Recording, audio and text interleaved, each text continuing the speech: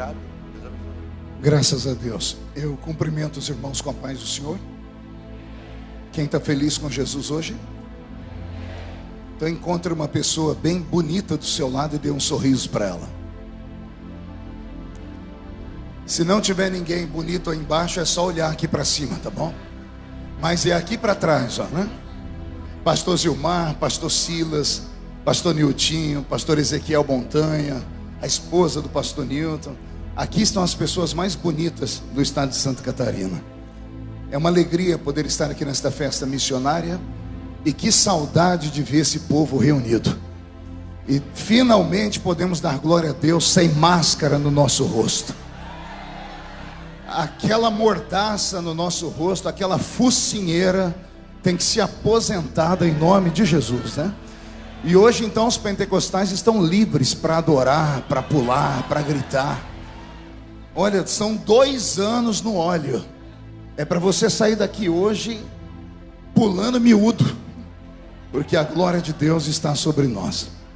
Abra sua Bíblia comigo no livro do profeta Abacuque. Livro do profeta Abacuque, o capítulo é o de número 3.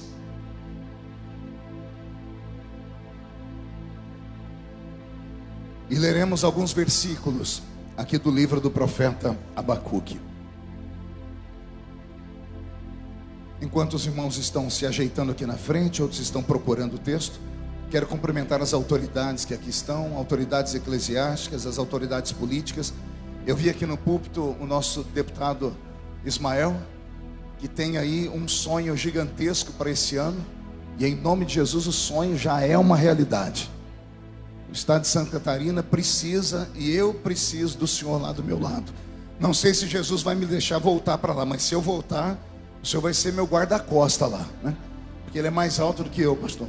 Deus abençoe o Senhor, seu trabalho, tá bom? Parece que o Júnior, o vice-prefeito da cidade, está aqui também tem um sonho, e esse sonho há de ser concluído. Só depende dos catarinenses, tá bom? Porque se depender de oração, a oração já subiu. Deus abençoe muito. Livro do profeta Abacuque, capítulo de número 3. Quem encontrou, diga amém. Quem não encontrou, peça socorro. Tem gente que não achou ainda. Está na Bíblia, viu? Fica tranquilo. Que tem gente procurando na harpa, não encontrou na harpa, está na Bíblia. Os que estão sentados podem estar em pé em reverência à leitura. Eu sei que você fez uma manobra para sentar aqui na frente, já já você vai ficar sentado.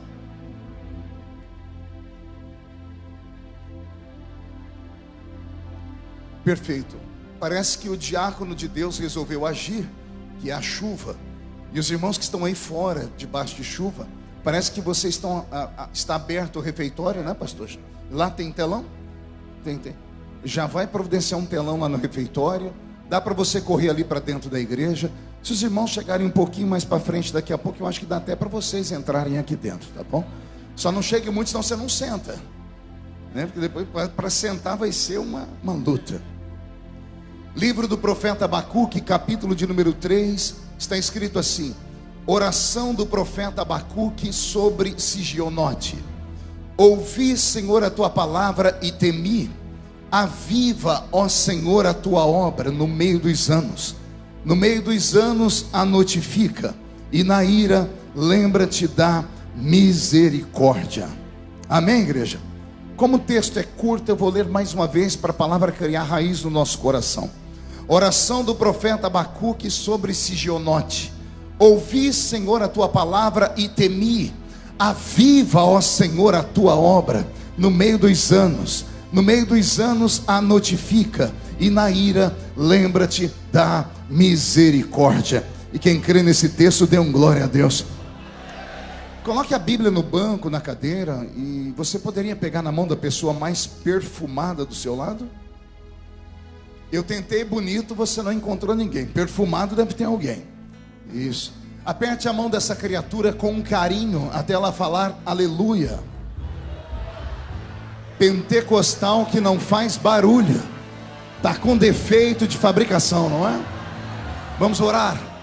Pai, mais uma vez nós oramos, e a minha oração não invalida a oração do pastor Ezequiel Montanha. Pelo contrário, a minha oração se soma a dele.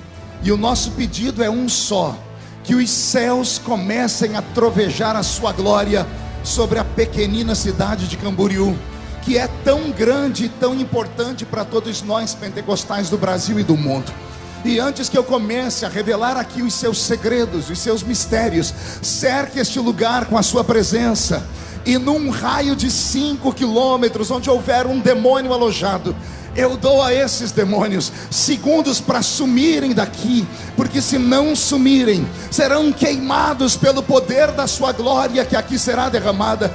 Rasgue os céus sobre o estado de Santa Catarina, manda anjos de fogo descerem aqui, que estes anjos desçam trazendo brasas de fogo nas mãos, comecem a esparramar estas brasas entre nós, e onde houver um crente cheio do Espírito Santo, pega ele, Jesus, toma ela nas suas mãos agora, agora, meu Senhor, e mostra o caminho da verdadeira e poderosa adoração. Fala conosco, fica conosco, é o que eu te peço agora e sempre. E toda a igreja diz: os que podem, tomem o seu assento, aplaudindo a Jesus, porque Ele é bom, porque Ele é maravilhoso, porque Ele é tremendo. Graças a Deus. Deus está aqui. Querida igreja, noiva do Cordeiro, simpatizantes da nossa fé, amigos que vieram de perto ou de longe, que estão aqui em corpo presente, ou que nos assistem aí pelas mídias sociais, pelos canais oficiais dos Gideões Missionários da Última Hora. Aprove ao Santo Deus, nesses últimos dias, transformar este lugar mais uma vez numa casa de alimentos, não apenas para os que vieram aqui, mas para todos os brasileiros, e por que não dizer brasileiros que moram fora do nosso país, que amam o poder do Pentecoste. Camboriú não é só uma cidade, é um reduto guardado sob a mão de Deus.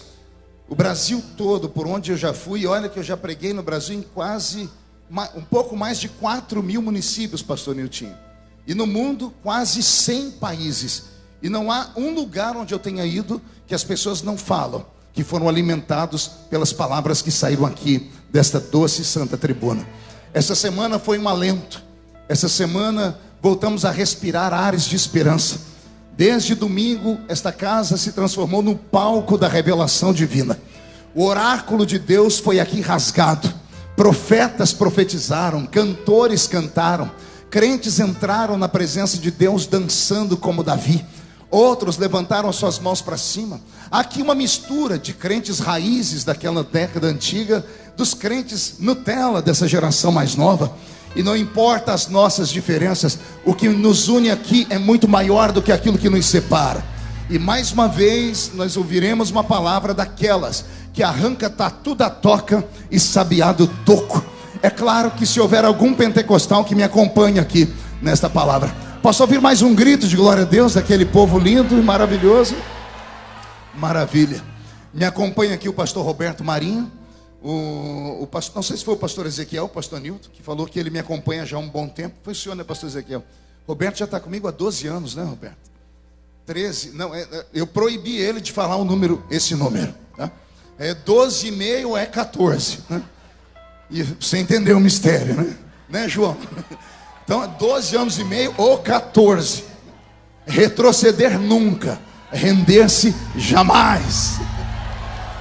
Ah, meu Deus, esse povo é tudo doido, né? E o Roberto, eu tirei ele lá dos Estados Unidos. Ele trabalhava com o pastor Benny Hinn, pastor Silas. Aí ele veio para o Brasil trabalhar com o pastor Benny Ruim, né? Que sou eu.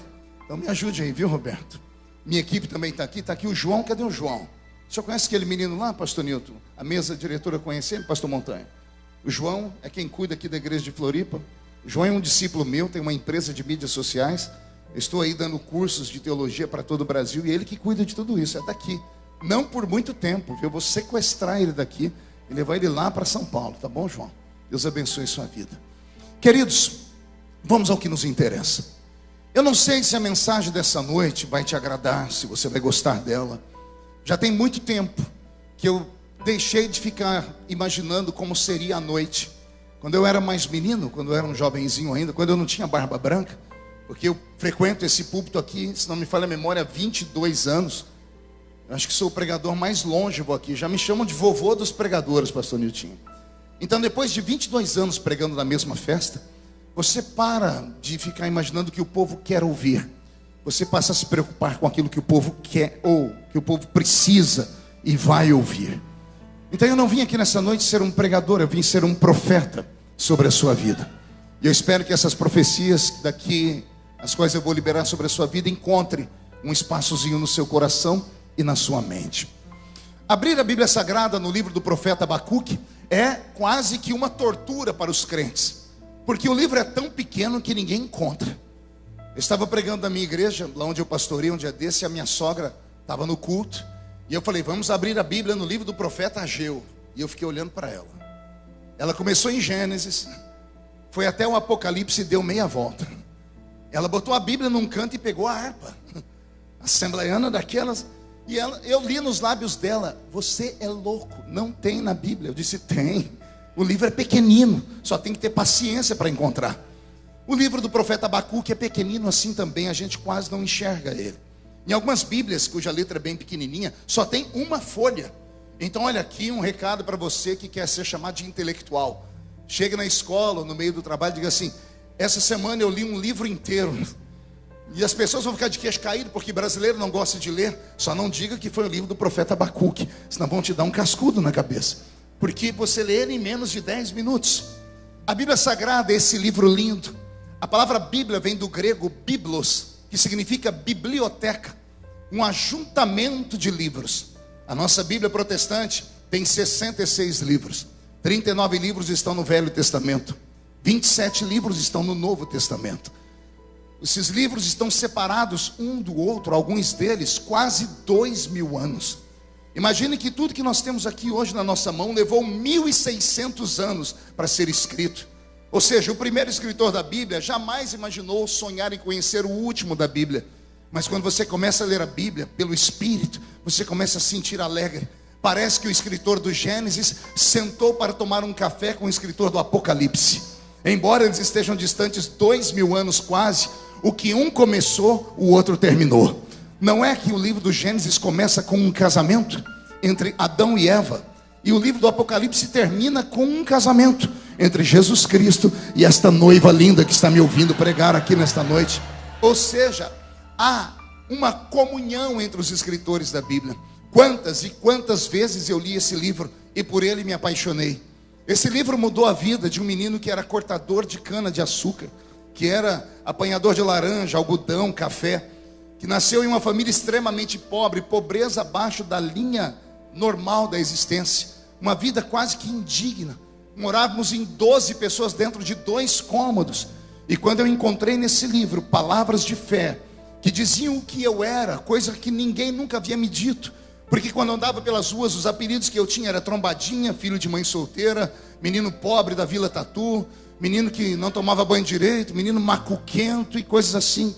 Mas quando eu entrei dentro de uma igrejinha pequena, mas viva, barulhenta, cheio daqueles crentes que quando deixavam Deus tomar eles, o pé deles permanecia na terra, mas a cabeça deles estava dentro da eternidade. Quantas profecias eu não ouvi daqueles velhos profetas que só tinham 2 dentes na boca, o zagueiro e o atacante.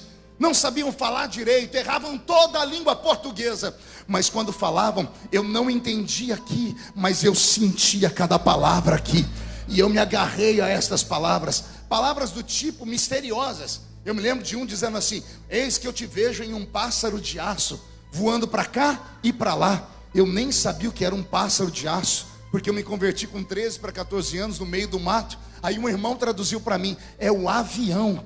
E eu fiquei com o olho espagalhado, esbugalhado, olhando para o céu. Quando passou o primeiro avião, eu dei um grito: eita, que um dia eu vou estar aí dentro. E os meninos que estavam do meu lado tiveram uma crise de riso. Eu falei: vocês estão rindo por quê? Ele disse: olha onde você mora, na Vila Tatu, filho de uma mãe solteira, a sua mãe não sabe ler nem escrever, é uma lavadeira, e você um dia quer voar lá em cima. Eu disse: vou voar, porque a nova religião que eu tô, tem uns homens e umas mulheres lá que são profeta, e eles falaram que eu vou, e se falaram é porque eu vou e ponto final. Hoje, com 49 anos, sei que estou com cara de 60, e o corpinho de 70, Eu enjoei de avião. Para eu ir em Goiânia essa semana, o Roberto teve quase que fazer uma obra de boa cumba, porque crente não faz macumba. Para eu entrar dentro do avião, um avião pequenino, eu não entro dentro dessa lata aí de jeito nenhum, mas não tinha outro jeito, era entrar ou não ir pregar. Olha como Deus faz. Este Deus nunca mudou, e a presença dele está aqui nessa noite. Ele é o Deus das coisas pequenas, assim como pequeno é o livro do profeta Abacuque. Eu me lembro a primeira vez que eu tive um vislumbre do livro do profeta Abacuque, eu fiquei sem dormir. Era lá no salãozinho, pastor Daniel Candês, de uma igreja, no salãozinho da Rua 1, lá na minha cidade, pastor Nilton. Tinha um salãozinho que era um bar antigo, e a Assembleia de Deus que eu congregava alugou o bar. E nós tínhamos um culto lá, pastor Zilmar. E sentávamos lá 20 crentes, quando estava cheio dava 25. E eu gostava de ir lá, porque o pregador era o irmão Ovídio Ramos. Quem me segue pelas mídias, já ouviram meus DVDs, sabem quem é o irmão Ovídio. Sempre prestei para ele um tributo. Um velhinho, um presbítero de quase 2 metros de altura. A mão dele parecia uma raquete de tênis. Uma voz de barítono. A barriga a lá assembleianos de antigamente. Porque hoje está todo mundo fit, slim, né? Era aquela barriga chamada de curva da prosperidade. Cemitério de frango. Aquela gravata dele por cima aqui, pastor Montanha, ficava escorada. Ele dizia para mim, não preciso de púlpito, porque eu já ando com um púlpito embutido. Ele colocava a Bíblia aqui em cima para pregar para nós. Coisas da vila, coisas da roça. E eu me lembro num culto de segunda-feira, ele chegou com os olhos brilhando. Ele que tinha a mão dele toda cheia de calos de trabalhar na roça. Ele agarrou aquela bíbliazinha toda rota e disse, Deus falou comigo hoje de tarde, que ele vai levantar alguém aqui no nosso meio. E esse alguém vai ter a mesma graça do profeta Albuquerque. Quando ele falou Albuquerque, uma irmã perguntou, que pastor é esse? De onde que ele é? Um diz, deve ser americano, salãozinho pequeno, todo mundo escuta. O outro falou, não, deve ser com esse nome, é europeu. A irmã Ovídio riu com aquela boca dele simples, assim, não gente, vocês não estão lendo a Bíblia. O Albuquerque é o da Bíblia. Alguém disse, mas não tem Albuquerque na Bíblia, Ovídio. Ele se ajeitou e disse, tem sim. O Albuquerque falou assim, aviva Senhor a tua obra. Aviva a tua obra no meio dos anos. No meio dos anos, notifica. E na ira, lembra-te da misericórdia. Quando ele recitou esse versículo, caiu sobre mim uma graça, um fogo, uma unção, uma presença. O meu corpo de menino se arrepiou, os meus olhos ficaram lacrimejando. E eu comecei a entender que o nosso Deus era real. Não era apenas um Deus das Escrituras, era um Deus presente. Foi aí que eu comecei a amar esse livro e a estudar esse livro. Mas tudo começou com o velho profeta Abacuque. O tempo foi passando e eu comecei a estudar. O dia que eu descobri as profundidades do livro de Abacuque, eu confesso aos irmãos, eu chorei muito. Pense num profeta que por Deus foi livre de mortes. Digo isso porque o Velho Testamento e até mesmo os profetas do início do Novo Testamento, todos eles foram sacrificados. Todos eles morreram no calvário do martírio. Isaías cerrado pelo meio. Jeremias morreu de tuberculose, trancado na masmorra de um palácio de um rei, porque foi acusado de ser falso profeta. E tudo isso porque profetizou 40 anos e em vida nunca viu nenhuma de suas profecias se cumprirem. Aí o político da época, com homem completamente avesso a Deus, julgou e condenou o profeta Jeremias, chamando ele de falso profeta. Faltar-me-ia tempo aqui para contar a história dos outros profetas. Só vou lembrar um do Novo Testamento, João Batista, que morreu com a sua cabeça arrancada e colocada em uma bandeja de prata. Assim terminavam os profetas. Abacuque recebeu uma bênção de Deus. Não sei se era pelo coração dele, não sei dizer se é porque Deus o escondeu. Eu sei que o profeta Abacuque não morreu martirizado. Deus deu a ele longevidade. E a longevidade de Abacuque deu a ele a graça de profetizar por dezenas de anos, décadas a fio. É bem verdade que no seu tempo Israel, a quem ele profetizou, também não o ouviu. Aquele Israel do Velho Testamento, Israel, não era apenas uma nação, era o retrato de uma igreja. O Velho Testamento todo é escrito em torno da vida de uma igreja. A igreja do Velho Testamento. Eu sei que alguns teólogos que estão me assistindo agora vão dizer, não pastor, igreja é um termo grego. E a palavra grega é com a qual foi escrito o Novo Testamento. O Velho Testamento todo é escrito em hebraico, em aramaico, até algumas línguas distintas. Então não havia igreja no Velho Testamento, pois eu afirmo, havia uma igreja no Velho Testamento. Esta igreja era a nação de Israel. Ora, se a palavra igreja, que vem de um verbo grego, eclésia ou eclesia, que significa chamados para fora. Diga comigo, chamados para fora. 1, 2, 3. Isso é o que significa a palavra igreja. Eu posso afirmar categoricamente que no Velho Testamento tinha uma igreja também. Porque esta igreja vai nascer com Abrão, aquele a quem Deus trocou o nome e colocou o nome dele de Abraão. Nasceu no dia em que Deus foi à tenda dele e disse: Abraão, sai para fora, sai da sua tenda e sai para uma terra que eu ainda vou te mostrar. Se o termo no Novo Testamento é chamados para fora, e no Velho Testamento Deus usa Abraão para ser o pai da igreja, chamando ele de sai para fora, eu posso acreditar que havia sim uma igreja no Velho Testamento. E me dá dores, pastor Roberto Marinho, falar da igreja do Velho Testamento. Uma igreja que faliu, uma igreja que fracassou, uma igreja que afundou, uma igreja que naufragou.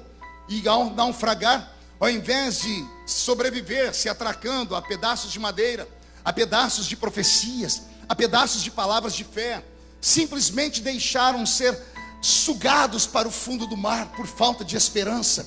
E é por isso, e somente por isso, que quando terminamos o Velho Testamento no livro de Malaquias, Deus se tranca no céu e por 400 anos não conversa mais com a raça humana. Se você não sabia, aprenda. Temos 2 testamentos por isso. No Primeiro Testamento, no Velho Testamento, na Primeira Aliança, no Antigo Pacto, Deus tentou de tudo. Mas todos os homens com quem Deus fez um pacto, estes homens quebraram o pacto. Deus levantou Adão, Adão pecou. Deus levantou os filhos de Adão pecaram. Deus levantou Moisés para ser o maior pastor do mundo. Imagine os senhores receberem uma igreja com 3 milhões de membros, prontinha. Foi isso que Moisés recebeu. Ele recebeu uma igreja que tinha 600 mil homens de guerra. Homens de guerra eram homens que tinham exatamente 30 anos de idade. Eram homens que tinham a sua emancipação dada pelos judeus. É por isso que o ministério de Jesus Cristo começa com 30 anos. É por isso que só com 30 anos ele vai ser batizado, ou seja, ele está emancipado. 600 mil homens com 30 anos saíram do Egito. Suponhamos que cada homem tivesse uma esposa, no mínimo um filho. Um homem com 30 anos é suposto que ainda tenha o pai vivo e a mãe viva. 5 pessoas em uma família, 5 vezes 600, 3 milhões de pessoas. Moisés recebe uma igreja com 3 milhões de pessoas e ele só tem uma função. Pergunte qual? Só falo se todo mundo perguntar. Tirar esta igreja do Egito e levar esta igreja para Canaã. Tirar de onde? E levar para onde? Saudade dos velhos tempos, quando nós não tínhamos música bonita ainda, mas os nossos pais cantavam corinhos que arrebatavam a gente. Tinha um que era assim, ó: caminhando eu vou para Canaã, caminhando eu vou para Canaã, caminhando eu vou para Canaã, glória a Deus, para Canaã. O que é que os nossos pais cantavam? Eles mostravam para nós a metáfora do Velho Testamento. Eles mostravam para nós uma história que aconteceu e poderia voltar a acontecer. Quem acompanha políticos deve de algum dia ter ouvido algum político recitar de cor durante a sua fala um texto que nós usamos muito: quem não conhece o passado está fadado a repeti-lo. Quem não conhece a história está fadado a caminhar pelo mesmo caminho e errar de novo. Os nossos velhos pais, que não tinham a cultura que temos, cantavam esses corinhos para nós nos lembrarmos que a igreja do Novo Testamento nada mais é do que uma sombra daquilo que a do Velho Testamento foi. É o reflexo dela. E assim os pastores modernos têm a mesma função de Moisés: tirar o povo do Egito e levar o povo para Canaã. Só que o pastor Moisés, que recebeu esse rebanho tão grande, começou o ministério dele esquisito. Ele começou matando um homem, enterrando na areia. E a Bíblia Sagrada, na boca do nosso sumo pastor, que é Jesus, vai dizer: o bom pastor não mata, ele dá a vida pelas ovelhas.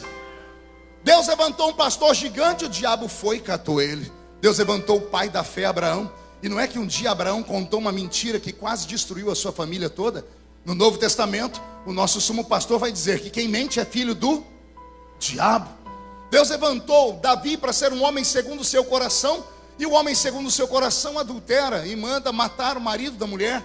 Deus levantou Sansão para ser o libertador de Israel, e o grande libertador morreu preso no templo de Dagon, atado a correntes. Deus levantou Salomão, porque há quem diga que o homem sábio não se perde no meio do caminho, mas o homem mais sábio do mundo morreu louco, aos pés dos ídolos, das suas mais de 700 mulheres, fora as suas 300 concubinas. Ou seja, todas as pessoas que Deus levantou no Velho Testamento para liderarem esta igreja, acabaram de alguma forma se prostituindo espiritualmente com os espíritos da sua época. E por isso, quando chegamos em Malaquias, Deus dá um grito. Ele sai da terra, toma o seu trono, olha para a terra e dá um grito que nós usamos muitas vezes no púlpito dos Gideões em forma de tema. E agora, a quem enviarei? E quem há de ir por nós? E aí todo mundo grita. Isaías falou: eis-me aqui. Não era Isaías. Isaías estava vendo o céu, e ele só repetia o que ele ouvia. Deus disse: eu fui, não me aceitaram. E agora, a quem enviarei? Aí do lado de Deus Pai está o Filho, e é o Filho que grita: eis-me aqui, envia-me a mim para aquele lugar. É isso que é o Velho Testamento. Ora, o que me deixa mais assustado é que o pastor Moisés conseguiu sair do Egito, mas não deu conta de chegar em Canaã. E não foi só ele. Quem não deu conta de chegar em Canaã foi a sua igreja, que saíram com 3 milhões de almas, e só 2 entraram lá dentro daquele lugar: Josué e Calebe. Todas as demais foram mortas pelo próprio Deus naquele deserto. Tudo por causa de um pecado. Não foram 2 nem 10, foi só por causa de um pecado. Pergunte qual? Pecado pior do que adultério, pecado pior do que assassinato. Porque para todos os pecados há uma desculpa. O que adultera dizendo assim: foi incompatibilidade de gênero, eu fui traído, então dei o troco. Há uma desculpa. O que mata diz assim: eu matei em legítima defesa. Há uma desculpa. O que rouba diz: eu roubei para dar comida para o meu filho. Há uma desculpa. Mas Israel comete um pecado que não tem desculpa. Quer perguntar qual pecado? Pergunte qual. O pecado da ingratidão. Não existe um pecado pior do que esse, porque o ingrato não tem desculpa. Você pega ele na sarjeta, coloca dentro da sua casa, você tira da boca dos filhos e dá para ele. Você tira do seu próprio corpo e dá para ele. Você dá dignidade à pessoa, você dá para ela uma nova história de vida. E aí quando a pessoa está bem, você vira as costas e ela crava um punhal nas suas costas. Esse é o pecado de ingratidão. Esse é o pecado de Israel. Pastor, não vejo Israel cometendo esse pecado. Sua mente não deve estar boa, vou rememorar ela. Imagine você atravessando o Mar Vermelho agora, no meio daquele povo. 2 paredes de água, não tem barro no chão, porque o seu Deus cuida dos mínimos detalhes. Ele não quer que você arraste para Canaã nem a terra. Passaram a pés enxutos.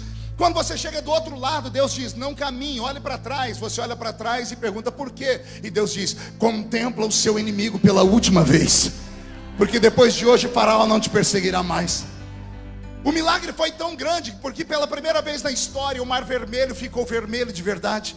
Porque quando as águas se fecharam, as entranhas dos soldados e dos cavalos foram abertas pela pressão da água. As vísceras e os milhares de litros de sangue banharam o Mar Vermelho, que ficou vermelho de fato pela primeira vez. Quando se vê um milagre de verdade como esse, a gente não pula e não grita, viu? Não, pastor, na minha igreja, quando alguém conta que Jesus curou de dor de dente, nós vamos até a madrugada em vigília. É porque a nossa geração é fraca e não conhece milagre de verdade. A gente vê algumas coisas que são sombras de um milagre. Mas quem aqui já viu milagre de verdade, sabe que quando você vê um milagre, a sua vontade é morrer. Porque você vê que o véu que separa esse mundo físico do mundo invisível foi rasgado. E entra uma presença que você não sabe dizer o que é, que ela rouba o seu oxigênio. Eu me lembro de um milagre violento que eu vi no continente africano, quando as irmãs do ciclo de oração de uma igreja ficaram de pé para dançar, porque elas não tinham instrumentos. Então os instrumentos eram bater o pé no chão e as mãos. Na medida que batiam o pé na mão, a mão na mão e o pé no chão, subia uma poeira e descia uma glória que eu nunca tinha visto na vida. E eu escutei do lado do púlpito um homem que estava sentado como vocês, mas não com pernas perfeitas como de vocês, perna toda torta. Ele gritando num português lusitano, dizendo: quisera eu, o Pai do céu, ter pernas para pular e dançar também. E de repente nós escutamos um barulho, parecia um trovão, ninguém sabia de onde veio. Houve silêncio, e nós escutamos o barulho dos ossos daquele homem se envergando, pastor Silas. Trac, trac, trac. Na medida que os ossos dele foi se levantando, eu não conseguia ficar olhando. Parece que o lugar que estava escuro foi tomado por uma luz. Perdemos o fôlego naquele dia. Eu não conseguia pregar, porque um milagre de verdade aconteceu. O milagre de Israel atravessar o mar foi um milagre desse. Quando Israel viu os egípcios morrerem, não houve cântico, houve silêncio, porque houve pavor. Foi preciso que Miriam enfiasse a mão na sacolinha dela, pegasse um pandeiro, encontrasse uma pedra, botasse a perna e tirou uma nota musical pelo pandeiro aqui e gritou: ei, Israel, só o Senhor é Deus, só Ele é o Senhor. Esse Israel cometeu o pecado da ingratidão. Por quê, pastor? Porque se eu estivesse lá e visse um milagre desse, eu não esqueceria nunca. Quem me acompanha nesse pensamento? Se você visse um milagre desse, quanto tempo ficaria na sua memória viva? Veja só, esse milagre que eu contei aqui aconteceu há mais de 20 anos atrás. Eu ainda me lembro dele vivamente. E se você atravessasse o mar? Pois eu vou te dizer quanto tempo durou na mente dos hebreus. Não se escandalize. 3 dias. 3 dias. 3 dias depois, Israel oprimiu Moisés em uma rocha. E disseram assim para Moisés: porventura não tinha cova para nos enterrar no Egito? Porventura no Egito não tinha pepino, cebola e alho? Olha o que é pensamento de escravo. Não adianta tirar o escravo da escravidão, se você não tirar a escravidão de dentro do escravo. Você tira o escravo da prisão, mas ele ainda tem cabeça de escravo. Ao invés de começar a pensar coisas melhores, se fosse sentir saudade da picanha do Egito, eu entenderia. Da água limpa do faraó, eu entenderia. Mas sentir saudade de pepino, cebola, alho. Ei, reclamar de cova. Pergunte por quê? Porque quando escravos se reuniam, só falavam dos sonhos deles. E como eles estavam escravizados há mais de 11 gerações, 430 anos, ou melhor, quase 11 gerações, porque uma geração é 40 anos na Bíblia, 430 anos, quase 11 gerações, depois de estar escravizado, o pai foi escravo, o avô foi escravo, o bisavô, o tatataravô, até chegar 11 gerações atrás, todo escravo que nascia, já nascia sonhando: meu sonho é ser enterrado numa cova. 7 palmas, não quero ser jogado em qualquer lugar, eu quero um enterro. Foi isso que eles reclamaram com Moisés. Não tinha cova para nos enterrar lá. Moisés não sabia o que dizer. Isso causou uma ira em Deus, que Deus disse: vou matar esse povo. E Moisés por 3 vezes intercedeu. Na última vez, Deus fez uma proposta indecente para Moisés. Eu disse proposta o quê? Olha a proposta de Deus: Moisés, não discute. Eu vou destruir esse povo, e eu vou fazer de você um outro povo. Um dia eu estava na minha igreja lutando com os problemas lá, porque pastor sofre. Me deu uma ira, que eu dobrei meu joelho e falei: Senhor, faz a proposta de Moisés para mim, se o Senhor tiver coragem. Falei: faz, vamos ver se o Senhor tem coragem. Porque se Deus falasse para mim: eu vou destruir essa igreja, eu vou te dar outra igreja, eu tinha aceitado. Moisés era mais crente do que eu. A palavra veio do céu, veio para a cabeça. Antes de descer para o coração do velho, ele caiu de joelhos. É só de joelhos que se vence uma tentação. Ele rasgou a roupa e disse: se for para o Senhor matar esse povo, primeiro risca o meu nome do seu livro. Aí Deus disse para ele: você é o único que presta. Levanta, diga ao povo que marche. Israel ficou feliz, Moisés ficou feliz. E antes que continuasse a marcha, Deus chama Moisés e disse: Moisés, eu disse que não mato, mas eu vou punir esse povo. Eu imagino Moisés dizendo: o Senhor vai nos matar de sede? Não. Vai nos matar de fome? Também não. Vai nos matar de vergonha? Também não. Vai nos matar de calor? Também não. Vai nos matar de frio? Também não. Ora, Senhor, se o Senhor não vai fazer isso, qualquer coisa que o Senhor fizer contra nós, a gente aguenta. Será, Moisés? Não mato de sede, eu providencio a rocha de Meribá para matar a sede de vocês. Não mato de fome, eu transformo o céu em uma padaria e faço chover pão na mesa de vocês. Não mato vocês de vergonha, porque a roupa vai crescer no corpo, não vai envelhecer, o sapato não vai furar. Não mato vocês de frio, porque durante a noite a minha nuvem vai fazer fogo e aquecer vocês. Não mato vocês de calor, porque durante o dia a nuvem fará sombra. Senhor, então o deserto para nós será um passeio. Sim, Moisés, só tem um problema. Qual, Senhor? Na minha terra ninguém entra.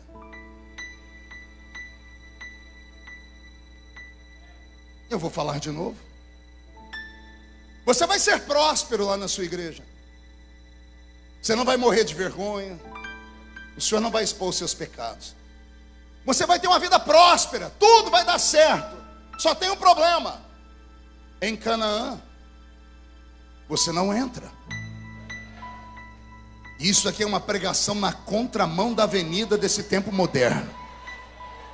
Porque eu tenho pregado em algumas igrejas que quando eu chego alguém fala: pastor, o senhor não tem uma mensagem de autoajuda aí? Uma mensagem que põe o povo para cima, que eles vão conquistar, vai chegar, vai lá. Eu falei: amigo, eu sou assembleiano, não sou acostumado nada de autoajuda, eu sou acostumado com a ajuda do alto. Sou de uma época que Deus não era um gênio da lâmpada, que a gente esfregava, ele aparecia e realizava todos os nossos desejos. Sou de uma época em que os nossos pais diziam assim: não fique pedindo muito, porque você já ganhou mais do que você merecia. Você não tem que servir a Deus por aquilo que Ele tem para te dar, sirva por aquilo que Ele já te deu. E a gente perguntava: e o que foi que Ele me deu? E o pastor dizia: perdoou os seus pecados, escreveu o seu nome no livro da vida, afinou o seu ouvido, e se a trombeta do arrebatamento tocar agora, nada te segura nessa terra.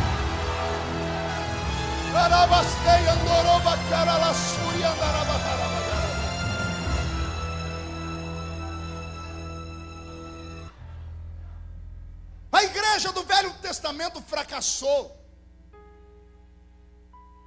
O Senhor arrancou o seu espírito da terra por um tempo. Ele olhou para aquele povo e disse: vocês não merecem a minha presença e a minha glória. E é esta igreja do Velho Testamento que Abacuque por um tempo pastoreou. Ao pastorear esta igreja e sobreviver até o auge dos seus 70 anos, e o que eu vou falar agora, eu aprendi com um rabino lá em Israel, em uma temporada que eu fiquei lá. Há em Israel uma tradição que diz que os profetas que sobreviviam a todo o império, aos impérios, às lutas políticas, e fosse fiel ao Senhor, no final dos seus tempos, Deus dava a eles um presente. Pergunte o quê? Antes de jubilar os profetas, o Senhor deixava eles fazer um último pedido. Se fosse hoje, à noite, no seu quarto de hotel, na sua caravana, você fosse visitado por um anjo do Senhor, e o anjo do Senhor dissesse a você: você foi fiel no seu tempo, e o Senhor manda te dizer que os seus dias estão findando, mas antes de te levar para o céu, Ele vai te conceder um último pedido. O que você pediria? Pode confabular, pergunta para o irmão do seu lado. É um último pedido. Você vai partir dessa para outra. Eu fiquei imaginando, quando o rabino me contou isso, simples. Eu, no lugar de Abacuque, pediria mais dias para viver, longevidade de dias. Não podia pedir eternidade, mas viveria um tempo. Eu pediria dignidade, porque não tem nada pior do que você envelhecer sem saúde. A velhice, para mim, é o maior castigo que Deus deixou na terra para o ser humano. Pior até que a própria morte. Porque na velhice, sem saúde, você não tem dignidade. Semana retrasada eu estava na casa da minha mãe colocando comida na boca dela. O coração ficou desse tamanhozinho. Eu colocando comida na boca dela, e eu olhava para aquela senhora, e eu lembrava ainda de uma mulher forte, que me acordava de manhãzinha para me levar para a creche. E lá com 5, 6 aninhos, ela pegava um ovo cozido, que ela deixava meio mole, meio duro, e colocava sal. Era o meu café da manhã.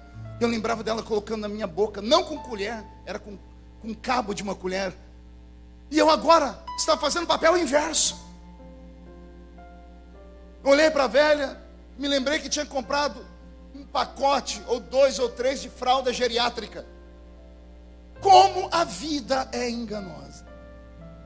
A velhice sem dignidade é triste. Se você é um velho com saúde, dá glórias a Deus. Ore para Deus dar longevidade aos seus pais, mas com saúde. Na ausência da saúde, se Deus não mandar um milagre, pede para Deus aliviar. Pede para Deus salvar e aliviar, porque não há dignidade. Abacuque está velho, poderia ter pedido longevidade, mas não pediu. Poderia ter pedido uma casa para os filhos, deixar uma herança, porque profeta e sacerdote não tinha riquezas, mas não pediu. Podia ter pedido qualquer coisa, mas não pediu, porque era um homem santo. Antes de fazer o pedido, o rabino me disse que Abacuque dobrou o joelho e usou pela última vez uma luneta telescópica, invisível e espiritual, que todos os profetas usaram. Sabe o que é uma luneta, né? Já viu filmes de piratas? O pirata coloca aqui aquele negócio que estica, regula e enxerga lá na frente. Os profetas tinham uma luneta dessa. Só que a deles não fazia eles enxergar 1 metro, eles enxergavam o futuro. Abacuque usou a luneta e enxergou Jesus antes de nascer, 700 anos antes. Pense num foco de uma lente. 700 anos no futuro, ele gritou assim: eis que uma virgem conceberá e dará à luz a um filho. Estou olhando aqui, colocaram, calma aí, estou vendo o nome dele. Colocaram o nome dele de Emanuel, que significa Deus conosco. Ele disse: só um minutinho, eu estou vendo, vixe, eu estou vendo ele crescer, estou vendo ele morrer. E ele morrendo, ele está assim. Não havia nele beleza nenhuma para que nós o desejássemos. Era um homem experimentado em trabalho e dores. Só que ele esticou mais um pouquinho e ele viu o Messias ressuscitar. E ele diz: e chegará um tempo em que ele reinará sobre essa terra. Profetas enxergavam o futuro através dessa lunetinha. É claro que isso é só uma metáfora. Abacuque, que enxergava o futuro, pegou a luneta e colocou nos olhos. E ele regulou para um futuro. Eu não duvido que ele tenha conseguido enxergar os nossos dias. Ele viu a história do seu povo se desenrolar ao tempo da história. Quando ele olhou, ele viu a diáspora dos judeus, eles ficando sem terra e correndo o mundo inteiro como errantes. Ele assistiu Jerusalém ser destruída 27 vezes, pastor Sila, por causa de guerra. Ele viu o templo de Salomão ser queimado, porque havia muito ouro, prata. Por isso que eles queimaram Jerusalém. Salomão enfeitou Jerusalém com ouro. Havia uma estrada de uma das portas proféticas, que era a entrada do rei, que ela ia direto para o santuário, para o templo de Salomão. Era pavimentada em ouro. Quando entraram os governantes mundanos lá, queimaram a cidade para derreter o ouro e arrancaram o ouro dali. Milhares de anos mais tarde, aquela porta se abre e um descendente de Davi vai entrar. E ele vai entrar em cima de um jumentinho. Alguém se lembrou da profecia que o rei ia entrar, não tinha ouro, então o povo tirou a roupa e colocou. Tiraram os galhos das árvores e colocaram, porque o rei tem que ser recebido com o sacrifício do seu povo. Aleluia. Ele assistiu em loco Israel se perder. Ele viu seus filhos se desviarem. Onde a música, Bento? Ele viu seus netos se tornarem ateus. Ele enxergou Nietzsche, um filósofo judeu, que decretou a morte de Deus no seu tempo. Ele enxergou outros judeus que ganharam um prêmio Nobel porque fizeram coisas boas para nós, mas esqueceram que Deus era de verdade. Ele viu os cânticos da Bíblia serem apagados. Ele viu a falência dos salmos. Ele viu as histórias serem deixadas de contar. Ele enxergou os nossos dias e nos viu aqui. Pastor, mas o que temos nós a ver com eles? Nós somos a extensão de Israel. Nós somos o novo Israel. Não entendeu? Vou falar de novo. Eu não estou pregando aqui para brasileiros hoje. Eu estou pregando aqui para um novo Israel. É João quem disse: ele veio para os judeus, mas eles não aceitaram. Mas a todos quanto receberam, deu-lhes o poder de serem feitos filhos do Deus vivo. Abacuque enxergou os nossos dias e ele viu tudo se perder com o tempo. E me perdoe, porque nesse momento eu vou ficar um pouquinho saudosista. Mas eu acho que como velho de barba branca eu tenho todo o direito. Fui entrando aqui hoje, chegando aqui em Itajaí. Falei com os meninos que estavam comigo no carro. Que saudades. Saudades quando eu vinha para cá em 1988, dentro de um ônibus. O ônibus nem ar-condicionado tinha. Atravessar São Paulo para chegar aqui. Mas a gente não estava preocupado com conforto. A gente vinha orando, cantando. Quando alguém via a placa de Santa Catarina, começava dentro do ônibus um movimento. Quando a gente via a placa Camboriú, o fogo descia. Nesse mesmo lugar aqui, não tinha esse pavimento. Aqui tinha uma cozinha. A gente fazia uma fila imensa para comer aqui aquela comida abençoada. Aquele arroz vaticano em papa. A gente não vinha por causa da comida, não aquela. A gente entrava no banheiro e até para fazer as necessidades a gente tinha que se cobrir, porque tinha uns profetas que entravam dentro do banheiro. Eu vi, ninguém me mandou, eu vi um irmão sentado lá e um outro com a mão aqui em cima, profetizando. Eu vi, ninguém me falou, eu sou testemunha, não mentiria num lugar santo como esse. Eu vi aquele ginásio antes de ser estendido e o púlpito era do lado oposto. Quando numa manhã missionária levantou 2 profetas ao mesmo tempo, um no início e o outro no fim, e o ginásio quietou, e os 2 profetas profetizavam a mesma coisa. Não tinha microfone, então Deus deu aos 2 a mesma palavra. Eles paravam, oravam em línguas juntos e soltavam a profecia. Saudade daquela manhã missionária. Que Deus tomou o pastor Gregório Charzu, que chamou uma oferta e eu não tinha 1 centavo para dar. Foi me dando uma tristeza, porque nem comida eu tinha. Eu vim porque os irmãos me ajudaram a chegar aqui. E de repente ele gritou: agora eu quero a maior de todas as ofertas, eu quero a vida. Quem quer ser entregue na mão do Senhor? Eu falei: isso eu tenho. E eu saí correndo. Correram junto, me derrubaram, eu derrubei os outros. Pisaram em cima de mim, eu pisei em cima dos outros. Eu me joguei na frente do altar. Eu acho que foi para mim, eu não estava olhando. Eu ouvi a voz do pastor Gregório dizendo: Deus está recebendo esse menino aqui, ó. Saudades. Saudades de um tempo em que esse púlpito não era um ringue de boxe, onde pessoas se utilizavam dele para bater nos outros e desaforar. Saudades de um tempo em que tudo que ouvimos aqui dava um norte para as crianças, para os adolescentes, através da Rádio Marumbi. Que eu saía da minha casa para ir na única irmã da minha cidade que tinha um rádio movido a válvula, colocava a Rádio Marumbi e a gente ficava ouvindo. As nossas referências não eram Neymar, não era o Ronaldinho Gaúcho, não era o Ronaldo Fenômeno, não era o Cristiano Ronaldo, não era a Bruna Marquezine. Nossa referência era esse púlpito.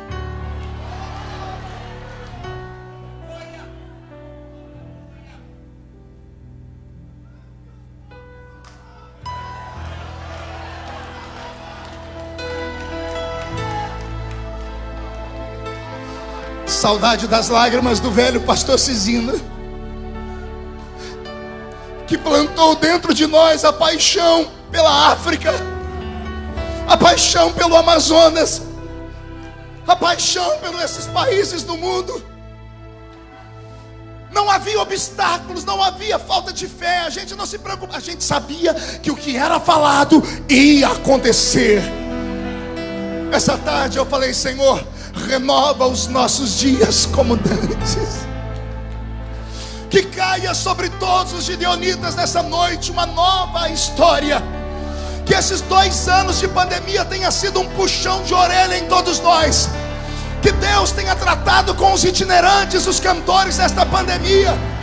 Que Deus tenha tratado com aqueles que simplesmente ignoravam esse congresso. Fez falta, o congresso está voltando na força de uma glória, de uma unção, de uma graça. Eu quero profetizar que quando esta festa terminar, a sua vida não será mais a mesma, os seus sonhos serão renovados. Jesus vai batizar com o Espírito Santo novamente. Se alguém acredita nisso agora, grita, mas grita com vontade.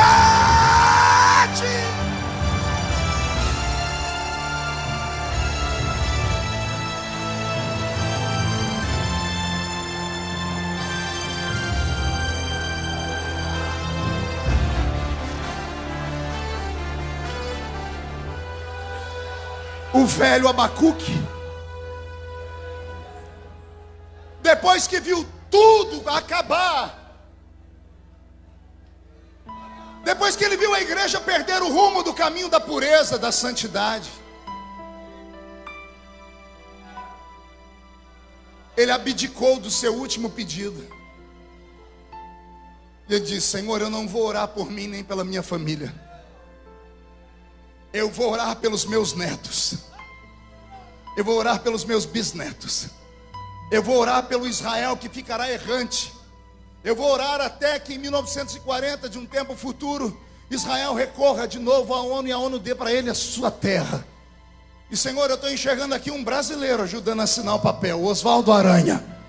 Estou enxergando algo, ainda há esperança. Eu quero acreditar que Abacuque, depois de ter visto tudo isso, ele encheu o pulmão de ar e disse: Senhor, aviva a tua obra, não só nos meus dias, aviva a tua obra amanhã, depois de amanhã, avive a tua obra no decorrer do meio dos anos, aviva a sua obra até o arrebatamento da igreja.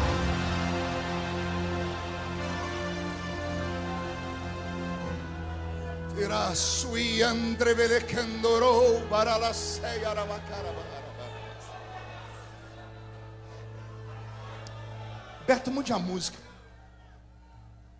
Esta pandemia trouxe muitas lições. Essa pandemia brancou o mundo. Fiquei 2 anos dentro de casa.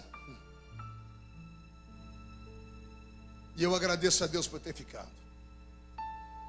Teve um dia, me deu um faniquito, uma angústia. Peguei o carro e saí andando sem rumo na minha cidade. Passei por uma rua e vi a velha igrejinha onde eu aceitei Jesus. Parei o carro, sentei no meio fio e fiquei olhando para dentro das grades da igreja. Como a mente da gente é prodigiosa. A minha mente começou a desenhar imagens da minha infância. Eu garotinho chegando naquela igreja, fui lembrando de escola dominical, fui lembrando de tudo. Foi uma viagem no tempo, Abner. Foi uma coisa bonita. Só que de repente, parece que eu escutei o culto. A igreja estava fechada, mas eu escutei o culto. Eu escutei os irmãos orando. Eu lembrei de pelo menos umas 3 línguas estranhas. Dos irmãos da minha época, tinha um que orava a oração dele no final do culto. A primeira vez que eu vi, eu perguntei se a mãe dele era dona de uma floricultura. Ele perguntou por quê. Eu disse: você ficou o culto inteiro falando samambaia, samambaia. Que samambaia é essa? Era a língua estranha dele. Eu me lembrei. O coração foi ficando pequeno. Falei: Jesus, para as lembranças. O Senhor disse: você entrou, agora não tem como sair. Aguenta. Eu olhei para a esquina e me vi menino entrando, subindo a igreja, atrasado, olhando para um reloginho digital igual o do Bolsonaro. Meu Deus, estou atrasado. O atrasado meu era 7h05, porque o culto começava às 7h30, mas para nós já era atrasado, porque 7 horas era lei estar dentro da igreja. 7 horas cada um tinha o seu canto e íamos orar. Chegar às 7h05 era um transtorno, porque a gente tinha que sair pulando os irmãos. E o medo de esbarrar nos irmãos, estava orando. Tinha uns irmãos que, você chegava na igreja, eles ainda estavam no átrio, mas tinha uns que já estavam lá no Santo dos Santos. Eu ia para o grupo de mocidade, que ficava de lado, assim, o púlpito aqui, círculo de oração de cá, a mocidade de lá. Eu entrei, antes de ir para o grupo de jovens, eu olhei para o púlpito. Dependendo dos pezinhos virados para trás, eu já sabia quem ia dirigir o culto. Quando eram os presbíteros que tinham lá, não dava muita empolgação, porque tinha uns lá que era muito bruto. Eles começavam o culto com um sininho. Alguém lembra de sininho aqui? Chacoalhava aquele sininho até quietar todo mundo. Tinha um outro que começava o culto batendo palma. Amém, amém, amém, amém. Vamos ficar em pé, vamos orar. Mas tinha um velhinho lá, que era o meu pastor. Pastor José Bispo dos Santos. Um baiano sem pescoço. Tem 2 tipos de baiano, com pescoço e sem. O baiano sem pescoço, cuidado com ele. A cabeça é colada aqui. A criatura é brava que só Jesus. Pastor Bispo era bravo, mas era um homem santo. Quando ele estava no culto, eu disse: hoje o culto vai começar diferente. Eu dobrava meu joelhinho lá, eu chegava lá entre os dois canelas de fogo. Nós tínhamos um trio, era o trio Parada Dura da igreja. Quando a gente chegava antes do culto começar, os irmãos iam chegando na esquina e diziam assim: está tendo visitante na igreja. Chegou uma caravana, olha o barulho. Chegava lá, era o Pedro, Tiago e João. Gritava, a gente concorria para ver quem gritava mais alto. Como as cadeiras não existiam, eram só banco de madeira, os bancos sofriam na mão da gente. Eu espancava aqueles bancos, dava tapa, dava soco, batia a cabeça no encosto. Chegava atrasado, ia lá no meio dos dois, olhava o banco estava tudo molhado. Às vezes de lágrima, às vezes de cuspe. Mas não tinha problema, era só chegar, fazer assim com a mão e orar. E a oração ia crescendo. Quando dava 7h29, o coração quase saía pela boca. Eu só dava uma olhadinha assim por trás. Eu vi o pastor descruzando o pezinho. Ele ia para o púlpito. Eu falei: vai ser agora. Ele pegava o microfone, ajeitava a altura dele, e ele começava a cantar assim: em fervente oração, tens o meu coração na presença de Deus derramar. Canta! Mas só podes fluir o que estás a pedir quando tudo deixares no altar.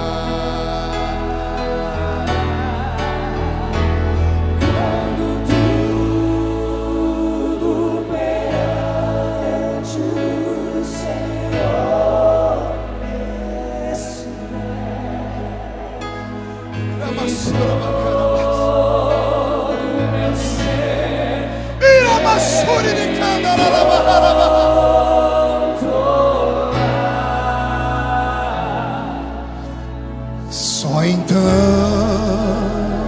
hás de ver que o Senhor tem poder quando tudo deixares no altar.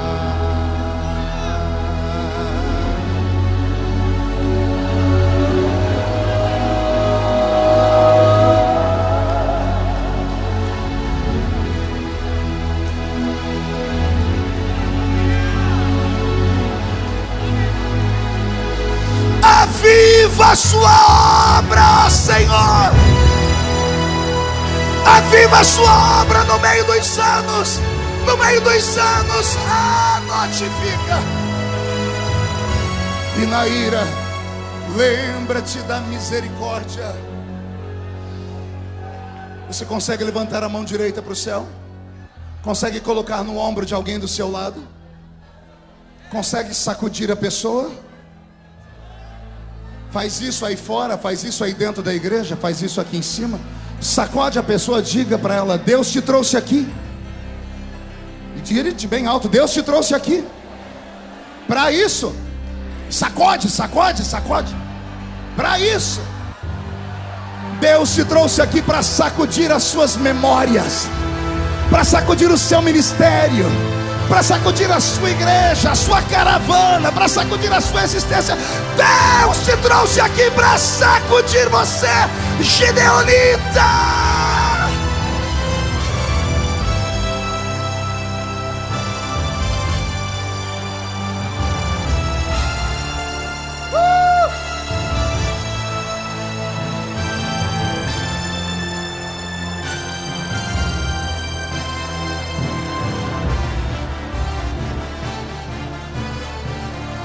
Olhe para mim. Aguenta, coração. Isso é os Gideões. Por isso a fúria do diabo. Que o diabo vá se lascar no inferno. Que você volte para sua casa possuído pelo temor do Senhor. A glória da última casa será maior que a da primeira.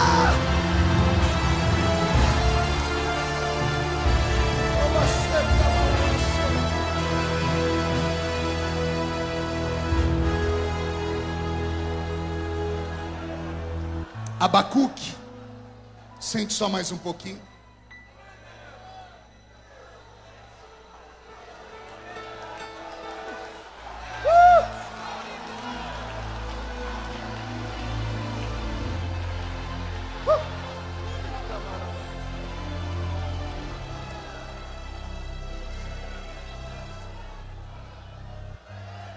Abacuque assistiu a um naufrágio. Diga comigo, naufrágio. O que é um naufrágio, pastor? É quando uma embarcação vai a pique. Nós temos na Bíblia várias histórias de naufrágios. Talvez a mais conhecida e mais famosa seja o naufrágio de Paulo. Aliás, Paulo era mestre em naufrágios. Na carta aos Coríntios ele diz que já tinha naufragado 3 vezes. Vai escrever Atos dos Apóstolos, Lucas é obrigado a dizer, pois teve uma 4ª vez. Ele foi colocado dentro de um barco. Era um barco mercantil, porque o barco era cheio de trigo. Vai vendo, vai anotando aí. Era uma embarcação cheia de trigo. E tinha alguém cuidando da embarcação. E esse alguém que cuidava da embarcação só podia ouvir 2 pessoas, o capitão e o mestre. Mas tinha Paulo dentro da embarcação. E Paulo é profeta. E o profeta falou para eles: não sigam viagem, porque vai haver perda de matéria e de vidas. E o centurião que cuidava daquela embarcação disse assim: não, eu vou ouvir o capitão porque ele conhece a técnica. Eu vou ouvir o mestre porque ele sabe ler as estrelas e o sol. E Paulo era só um presidiário. Aliás, não conta para ninguém. Todo mundo pensava que ele era um presidiário. Tinha 276 almas dentro do barco. 275 achavam que ele era um presidiário, mas não sabiam que ele era o capitão. Vou começar a revelar. Na visão humana, presidiário. Na visão divina, capitão do barco. Ouviram os homens da terra. Veio uma tempestade que durou 2 semanas, 14 dias.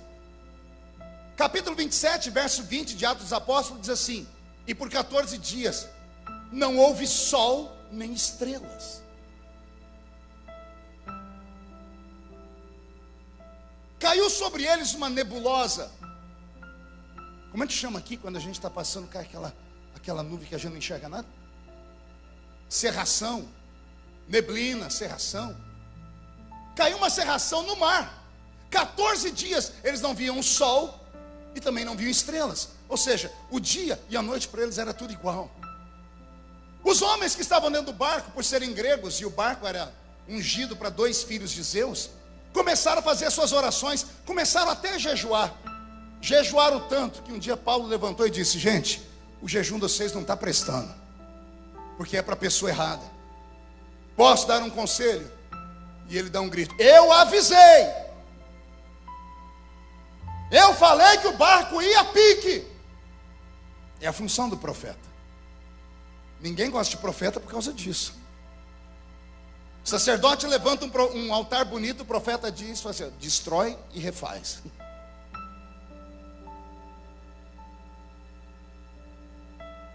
Eu avisei, ninguém quis me ouvir.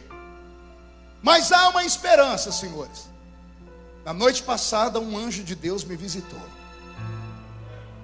E ele me disse: Paulo, importa que você chegue ao seu destino final. Então por isso não há em Paulo nenhum tipo de dúvida, nem vergonha, nem medo. Paulo não reclama por ele. Quando ele anuncia lá, olha, vai haver perda de vidas, ele não está se incluindo. Pergunte por quê? Porque ele tinha promessas. Alguns entenderam.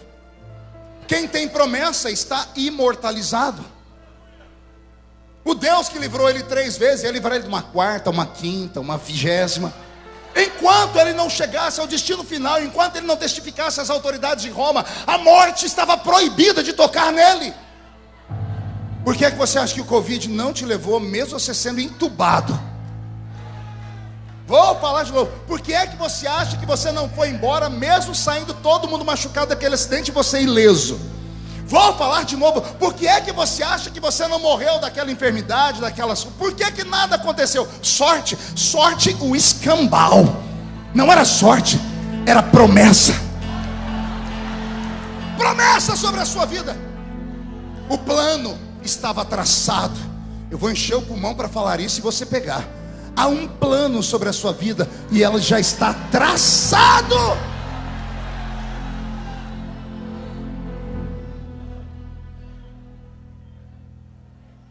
E Paulo disse mais: e o Senhor me disse através do anjo que quem ficar comigo não morre.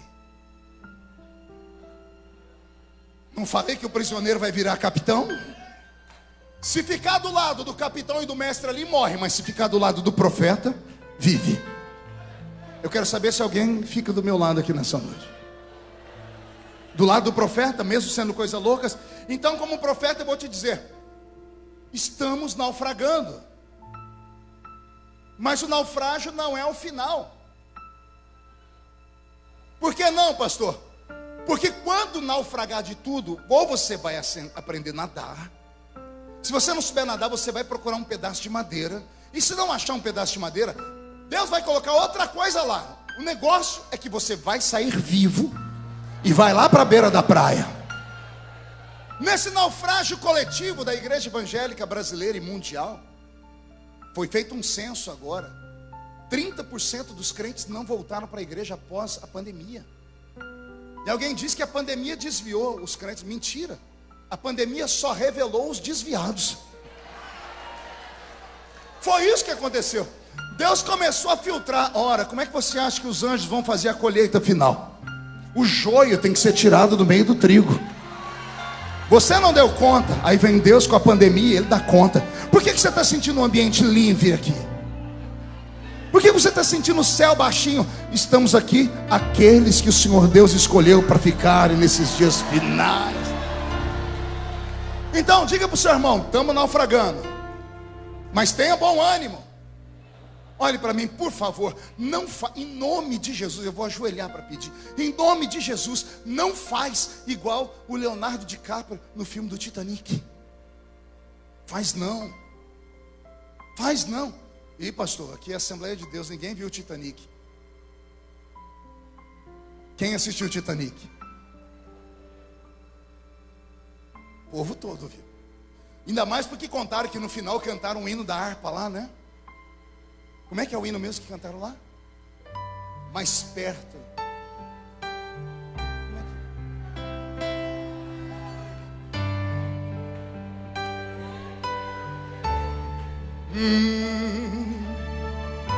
Ainda que seja a dor que me una a ti. O coro é bonito, dá para sair? Sempre te suplicar. Por quê? Mais perto quero estar.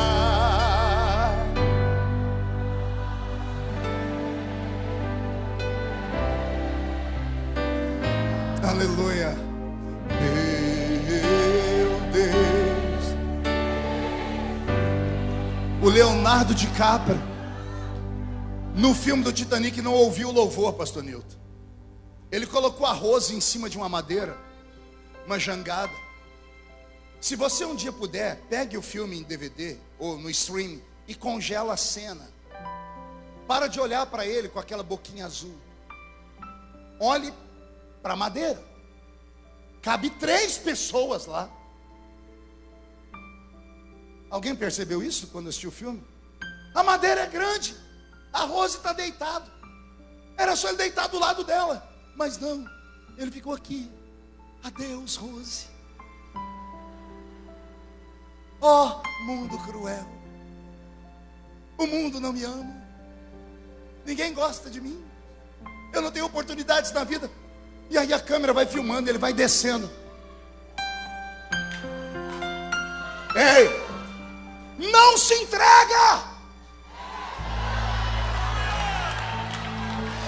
Não se entrega! Cadê as câmeras que jogam para a televisão aqui? Fechou a igreja na pandemia, seu covarde. Foi voltar a trabalhar de Uber.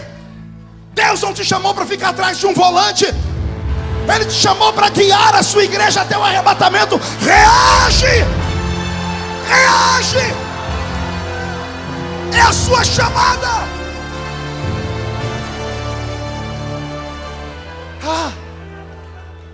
A convenção não me ajudou. Não me deram dinheiro para cuidar. Vai arrumar um tanque de roupa bem cheio para lavar. Você foi ungido pela terra ou foi ungido pelo céu? Se você foi ungido pelo céu, vem uma, duas, 100 pandemias. Vem a doença que vier, vem a praga que vier, vem a guerra da Rússia. 1000 cai do seu lado, 10.000 cai à sua direita.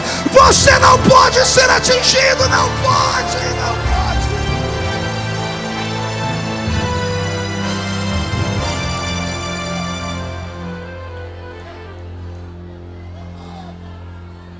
Paulo, dentro do barco, deu um grito de avivamento. Ele olhou para as pessoas que tinham entregado os pontos, Silas, disse assim: tenham bom ânimo, tenham esperança. Esta é a palavra dos Gideões. Não acabou não, só acaba quando acaba. Quem começou a frase foi Deus. Homem põe vírgula, governo põe ponto e vírgula, ponto final só Deus põe. E ainda tem muita história para acontecer na sua casa, nos seus filhos, nos seus sonhos. Ei, escute com ouvidos do Espírito. Às vezes Deus quer que o barco afunde, mas você não pode afundar com ele. Deixa o barco ir embora. Relacionamentos errados, momentos da história errados, oportunidades esquisitas, não deu certo, deixa ir embora. Se agarra um pedaço de madeira, criatura, diz: vai tudo para o fundo. Eu não, eu construo outro barco. Vai para a beira da praia. E chegando na praia temos um problema. Pergunte qual? Jesus fala ou não fala? Toda pessoa que sobrevive a um naufrágio, ela termina o naufrágio molhada demais. E por causa da água molhada e o vento que sopra, um frio, mas uma friagem que chega a bater os ossos. Esta friagem tem nome, chama-se hipotermia. Diga comigo: hipotermia. A hipotermia é causada por uma única coisa, não existe duas, é só uma coisa. Hipotermia é a ausência do calor. Hipotermia do grego, hipo, abaixo, termo, calor, abaixo do calor, abaixo do fogo. E quem está em hipotermia começa a ter crises. Olha, eu anotei aqui, eu tive que apelar para o Google. Existem 2 tipos de hipotermia: a hipotermia leve e a hipotermia aguda. A hipotermia leve, ela causa tremores leves, mãos e pés ficam dormentes, cansaço excessivo, movimentos ficam lentos, as mãos e os pés murcham, há uma desaceleração do coração e da cognição, a pressão da pessoa baixa. Crente não pode ter pressão baixa, ainda mais se for pentecostal. Alguém já viu aquele aparelho de eletrocardiograma? Alguém já viu? Como é que fica aquele negocinho, aquele risquinho verde? Em cima, embaixo, em cima, embaixo. Os médicos amam ver aquilo. Quando o coração desacelera, os risquinhos começam a ficar mais retos, lentos. Se o risco ficar retinho, perfeito, o médico diz: morreu. Alguém entendeu? Sua vida tem que ter agitação. Tem que acordar de dia, não saber como termina a noite canta uma vitória, no dia seguinte é uma pancada, uma derrota. Você levanta, sacode a poeira, dá a volta por cima, vai de novo. Pregou hoje, não deu certo, não entrega os pontos, vai e prega de novo amanhã. Foi gravar uma música, não deu certo, grava outra. Tentou aqui, não deu certo. Vai lutando. Não para, porque se parar, o cachimbo cai. Meu avô dizia isso: se parar, o cachimbo cai. Eita, velho, sou Zé. Em nome de Jesus, reaja a essa hipotermia, a esse frio. Procura uma fogueira. Eita, que agora o povo animou. Paulo, 275 vidas na praia, tremendo igual vara verde, hipotermia. Eles pararam numa terra que só tinha bárbaros, homens que acreditavam em deuses, mas eram pessoas humanas. Quando viram eles tremendo de frio, chamaram eles para meio da ilha, na ilha de Malta, e fizeram uma grande fogueira. Quando jogaram fogo, todo mundo foi chegando perto do fogo para se aquecer. Paulo era tão cordial que ao invés de ir lá se aquecer, foi buscar madeira para colocar no fogo. Porque o profeta é assim, ele não só pega o fogo, ele leva a madeira. Quando ele pegou a madeira seca, no meio da madeira apareceu uma víbora. Víbora do inferno. E ela foi e mordeu a mão de Paulo. Pastor, não está escrito isso. Está escrito que a víbora ficou presa na mão dele. Bocó. Fica com essa sua teologia esquisita aí. No versículo de baixo diz que o povo esperou a mão dele inchar. Ia inchar por quê? Porque a víbora enrolou nele. Ela mordeu ele. Ela ficou presa. Todo mundo se afastou e disse: esse homem está marcado. O mar não levou ele, o veneno da víbora vai levar. Pergunte se Paulo desesperou. Pergunte se Paulo tirou uma foto e postou no Facebook: oh, meu filho. Pergunte se Paulo postou uma foto triste lá no Instagram. Ali ele estava, a solução estava na frente dele, tinha fogo. Ele pegou e sacudiu a mão no fogo, e a víbora caiu no fogo. E todo mundo esperou a mão dele inchar, a mão não inchou. Esperou ele morrer, não morreu. No dia seguinte falaram: já que ele não morre, ele tem pacto com Deus. Começaram a trazer os doentes para ele. E ele, de capitão, virou médico. Curou todos os doentes daquela ilha. Por quê? Porque o plano estava traçado.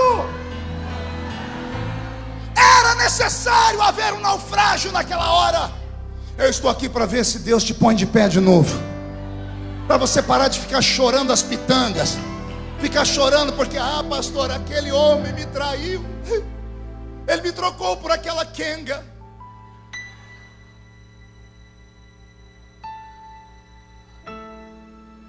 Vamos enxergar de outro ângulo. E se ao invés dele ter te trocado, Deus tenha cegado ele para te dar um livramento? Vamos enxergar por outro lado. Nós somos crentes. Ou a gente acredita que tudo na nossa vida está na mão de Deus, ou a gente rasga a Bíblia. Eu não posso acreditar que o diabo pode ir enfiando o dedo na minha vida de qualquer maneira. Se ele negociou com Deus para tocar em mim e me ferir, Deus tem um propósito. Deus vai me dar em dobro tudo que o diabo levar embora agora. É assim, ponto final.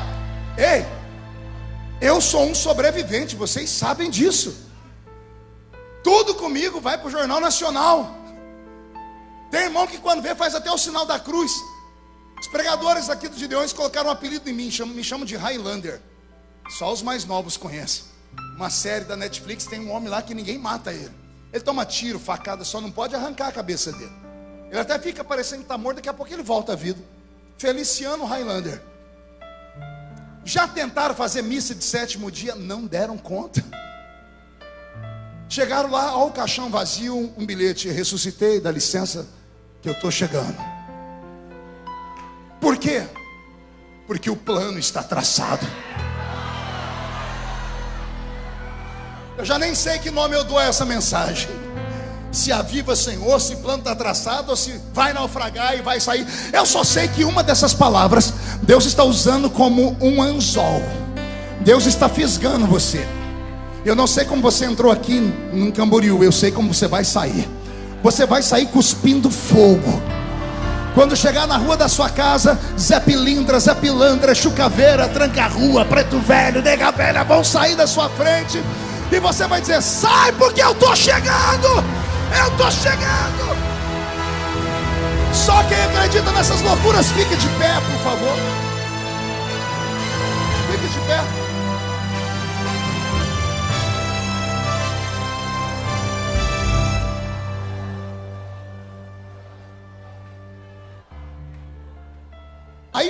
hipotermia, eu anotei aqui. A hipotermia, ela atinge 2 grupos de pessoas: os neonatos e os idosos. Um idoso, depois de muito tempo, ele perde a sensibilidade, ele não sente o frio e acaba morrendo de hipotermia. E o neonato também. O neonato é o bebezinho recém-nascido. O bebezinho, por causa do seu peso e do seu tamanho, é desconjuntura. Ele é muito pequeno, é muito leve. Então ele em si não pode reclamar que está com frio. Há indícios que crianças acabam morrendo de hipotermia. Aqui fala do novo crente e fala do crente velho. O novo crente, se ele não for criado num lugar cheio de fogo, ele não sobrevive. E o crente velho é diferente do velho crente. O velho crente, cabelo tá branco, anda de bengala, mas ele ainda solta umas rajadas de glória. O problema é quando o crente envelhece. Às vezes o crente envelhece com 18 anos. Nasceu numa igreja viva, Assembleia de Deus, aí foi para a comunidade, não sei qual, e lá entrou no movimento chamado neopentecostal. Aí ele gosta do fogo, mas um fogo mais light. Ele até fala glória a Deus, mas é um glória a Deus assim, glórias a Deus. Gosta das músicas, mas as músicas têm que ser assim, nananã, nananã, nananã, nananã. Mas depois não sabe por que morre. Se tivesse aceitado Jesus numa igreja dessa, sentado perto desse canela de fogo aí, absorvido a palavra de verdade, não esse lixo gospel pela internet, não essas pregaçõezinhas feitas em forno micro-ondas. Crente de verdade come comida feita em fogão a lenha, o arroz com suã, o feijãozinho 45 minutos para cozinhar, mas também depois que fica pronto tem sustância, aguenta o tranco. Não fica trocando Jesus por um quimba de cigarro fumado. Não fica dizendo, não vou mais na igreja porque para. Que Deus nesta noite tenha misericórdia da nossa geração. Eu termino dizendo que existem algumas formas de nós tratarmos a hipotermia. Primeiro, tem que sair do frio. Tem que sair do lugar gelado. Acotovela o seu irmão, diga, você entendeu ou não?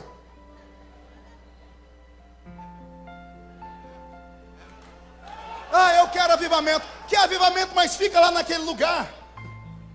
Que quando o pregador está pregando, ele para, você escuta só 2 barulhos. Primeiro o pulmão dele, e depois os mosquitos que estão voando na igreja. Avivamento não é uma questão louca de mente desequilibrada, de pessoas que têm reações psicossomáticas no seu cérebro, não. Avivamento ainda é uma questão de sobrevivência. Eu não grito porque eu quero, eu grito porque algo se move dentro de mim.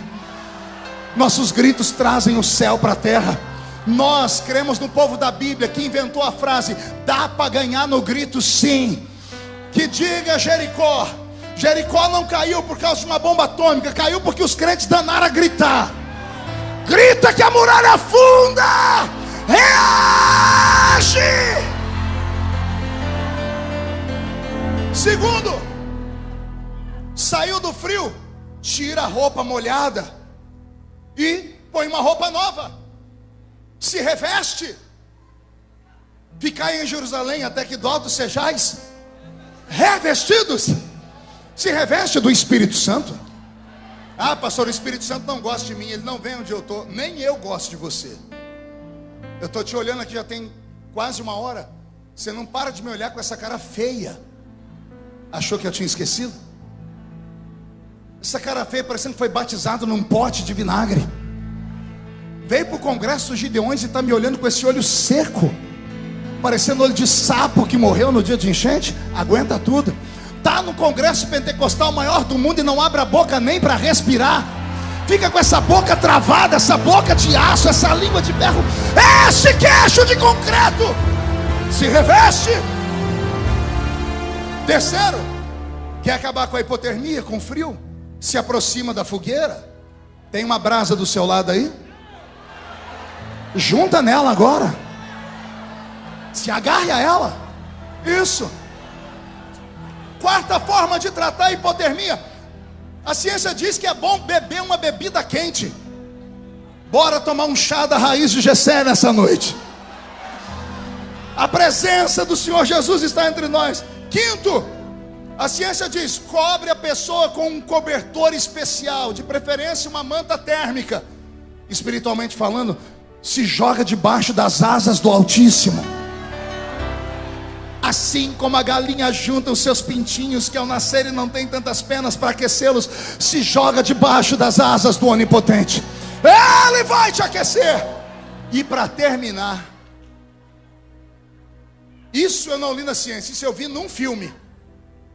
Um cidadão caiu dentro da água gelada, pisou no lago gelado, tiraram ele, tiraram a roupa dele, e as pessoas que estavam perto tiraram a roupa também, e abraçaram ele, porque o corpo humano chega a 60 graus. Abraçaram o cidadão e ele não morreu por causa de um abraço. Oh, meu Deus. Vamos abraçar aqueles que estão frios. Vamos trazer de volta um tempo de despertamento e de avivamento. Pegue na mão da pessoa que está do seu lado. Tem um homem na Bíblia que eu citei ele aqui enquanto pregava. Ele só começou o ministério dele por cima, depois que a vida dele afundou várias vezes. Quando ele estava no alto do Monte Sinai, e lá ele viu a glória de Deus em forma de fogo, em uma sarça que ardia, mas não se consumia. Moisés só encarou o mundo por causa daquele fogo. Só que 20 anos mais tarde, Moisés estava na península do Sinai. Ele acordou, viu o povo desviado, ele viu o povo reclamando. Ele se afastou e disse: Deus, eu preciso de um avivamento de novo. Aviva a tua obra. O que você quer dessa vez, Moisés? Eu quero ver a sua glória. Mas eu já te mostrei. Aquela glória foi para aquele dia. Aquele avivamento foi para aquele ano. 2 anos sem Gideões. Eu preciso de um avivamento novo. Quem precisa de um avivamento novo? E aí Deus disse para ele: eu vou te dar, mas não pode ser aí embaixo. Sobe. E Moisés começou a subir o monte. Vamos subir o monte comigo aqui? Vamos sair da igreja, vamos entrar nas regiões celestiais. E quando ele chegou na fenda da rocha, Deus disse: eu vou passar de costas, e você vai ver a minha glória. E quando Moisés viu a glória de Deus, o rosto dele brilhou, e ele teve força para caminhar mais 20 anos. Feche os seus olhos. O Roberto vai me ajudar, e nós vamos subir a montanha agora, Roberto. Nós vamos subir como Moisés subiu. Eu quero ver a sua glória. Na fada da casa mais simples, que o anjo da morte não entra. A estrada que corre pro mar, o vento que abre o caminho é você. O poeta diz que Moisés subiu falando isso. O vento, a tempestade é o Senhor. O barco está naufragando porque Ele permitiu. Não se entrega, sobrevive. Vem! A nuvem que aponta o destino é a mesma que encobre o passado. O pão que sacia a fome, a rocha que mata minha sede é você. Quero ouvir um grito da igreja. É você.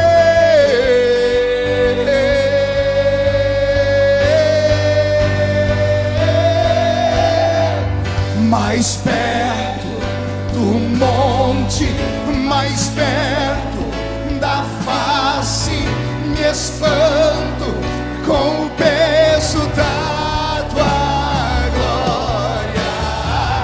Mais perto da glória, mais perto da morte, e o medo quer me parar. Então me tira o medo que me faz dizer: Moisés, suba em meu lugar. Me faz entender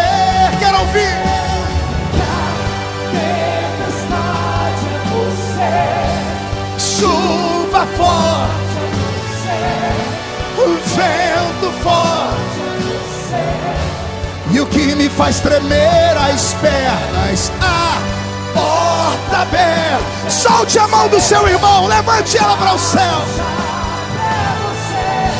É tudo sobre você. De novo. Mais perto do monte, mais perto da face, me espanto com o peso da tua glória. Mais perto da glória, mais perto da morte, e o medo quer me parar. Então me tira o medo que me faz dizer: Moisés, suba em meu lugar. Vem, vem. O quê?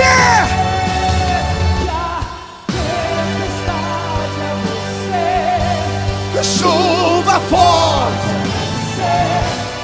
vento forte, e o que me faz tremer as pernas. A porta aberta é você, mas a fechada é você.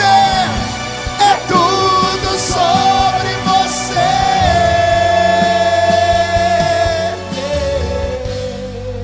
Fecha os olhos.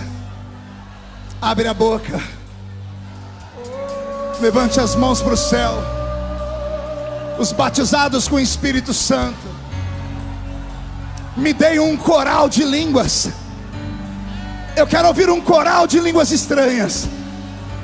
Pastor, eu nunca falei em línguas. Seja batizado agora. Reage, reage, reage. Isso, grita, pula, salta, adore, adore, adore, adore.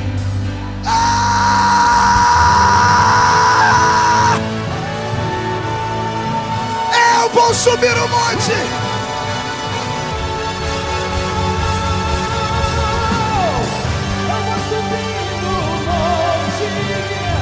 E muitos desistirão e vão ficar lá até te encontrar. Eu vou entrar na casa e vou fazer morada, e vou ficar lá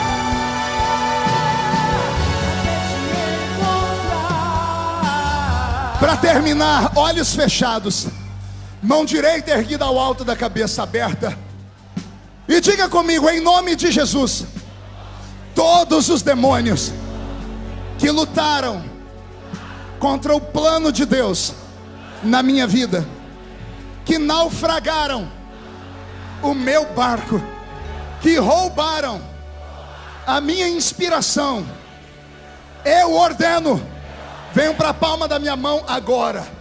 Fecha a sua mão, fecha os olhos. Eu vou contar até 3. Você vai jogar no chão e vai pisar em cima. E aí você vai abraçar 2 ou 3 pessoas e vai dizer para eles: não podemos ficar sem os Gideões. Eu quero ficar nessa casa, porque Deus é santo. 1, você nunca mais será o mesmo. 1,5, sua família sentirá orgulho de você de novo.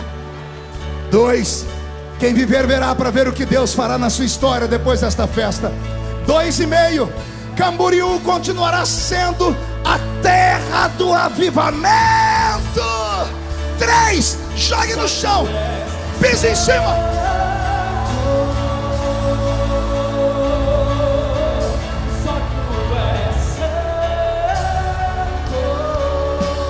Abrace, profetize, profetize e abrace, abrace e profetize, profetize e abrace.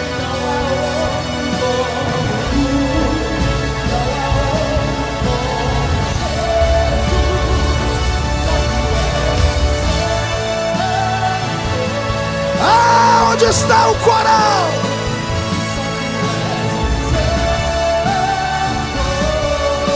Quero ouvir.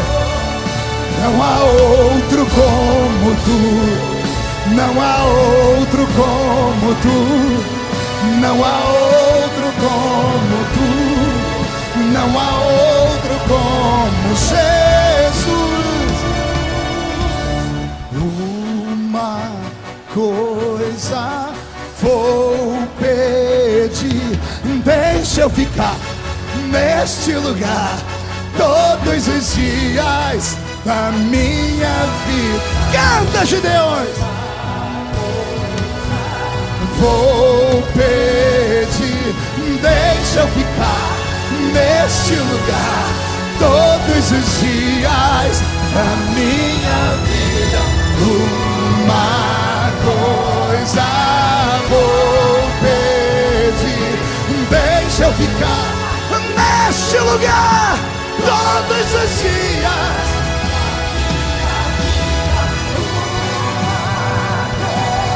Sai da frente, Satanás! Neste lugar todos os dias.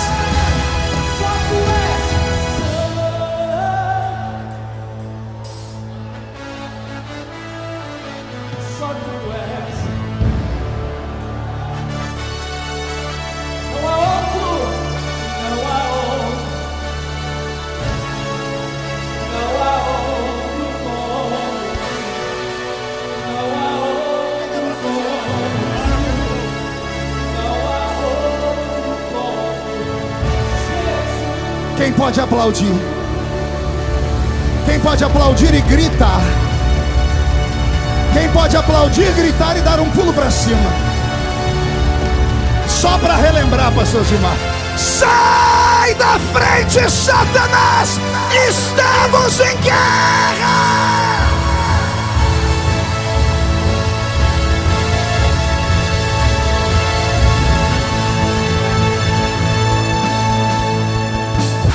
Consegue me abrir um corredor aqui? Tem línguas estranhas aí? Então me ajude a orar. Eu acho que não tem. Mas será que tem entre nós alguém que se afastou dos caminhos do Senhor e quer voltar para Jesus agora? O barco afundou, mas Deus poupou a sua vida. É porque é uma nova história chegando por aí. Se você tiver coragem de sair do seu lugar e vir aqui na frente, nós vamos orar para Jesus devolver tudo que foi roubado da sua vida. Mas você tem que vir rápido, tem que sair empurrando. Olha para, empurra as pessoas, diz: me dá licença que eu quero esse Jesus. Enquanto essas pessoas estão vindo já, será que tem alguém no nosso meio que não é evangélico e ficou no meio desse fogo? Já tem gente de joelhos dobrados aqui. Você gostaria de entregar a sua vida para Jesus agora? Sua vida está um inferno, sua mãe está depressiva, seus filhos estão nas drogas, seu marido na cachaça, mas Jesus quer devolver para você um tempo de estado de glória. Se você sair do seu lugar e vir aqui à frente, tá vindo as pessoas, estão vindo chorando. Olha o que o evangelho faz, pastor Nilton. Olha aí, pastor Zilmar. Meu Deus, estão com a boca no pó. Aviva, ó Senhor, a tua obra. Vem chorando, filha. Cadê a igreja para adorar a Jesus? Cadê uma câmera para filmar ali, para mostrar para os irmãos ver Jesus salvando? Cadê você? Vem, sai daí onde você está. Vem. Vou deixar na cruz tudo que passou, tudo que ficou para trás. As pessoas estão voltando. Venha, se não conseguir ajoelhar, pode ficar em pé mesmo. Cadê você? Vem, vem rápido, vem.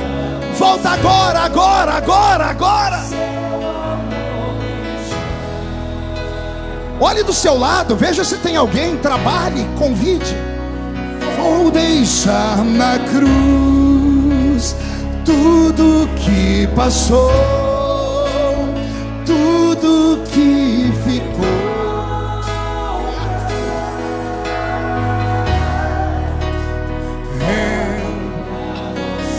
Vem! A porta vai fechar. Cadê você?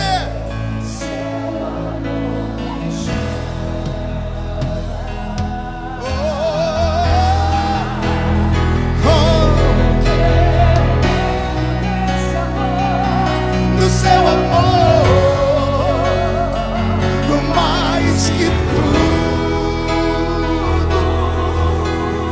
Os que estão ajoelhados, fiquem de pé. Fica mais confortável, coloque eles de pé. Fica mais confortável.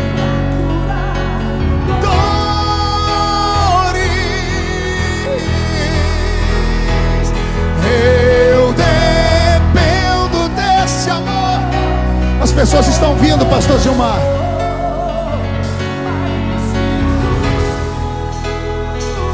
Jesus está renovando com o Espírito Santo. É só chegar perto da fogueira que acende tudo de novo.